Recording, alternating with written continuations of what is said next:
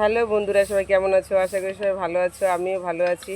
আজকে কুমড়ো পিঠে বানাবো, সম্পূর্ণ ভিডিওটি দেখার অনুরোধ রইল। দিয়ে কুমড়ো পিঠে বানাবো, তার জন্য আমি একটা নারকেল কুড়িয়ে নিয়েছি। এবার নারকেল দিয়ে একটা পুর বানিয়ে নেবো।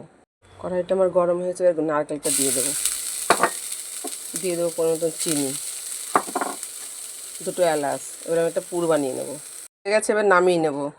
হয়ে গেছে, এবার চালের গুঁড়োটা ডো বানিয়ে নেবো। তার জন্য আমি কোনো মতন জল দিয়ে দেবো। দিয়ে দেবো অল্প একটু লবণ।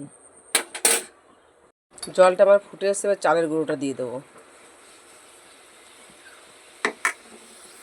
সুন্দর করে মেখে নিয়েছি, এবার আমি কুমড়োটাকে শেপ দিয়ে নেব।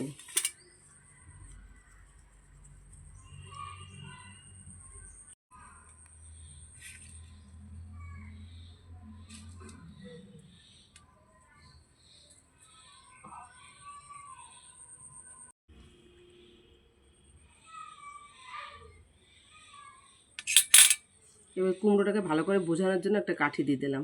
এইভাবে সবগুলো আমি বানিয়ে নেব। জলের ভাপে আমি বসিয়ে দিয়েছি, আমি ঢেকে দিয়ে 10 মিনিট জাল করে নেব।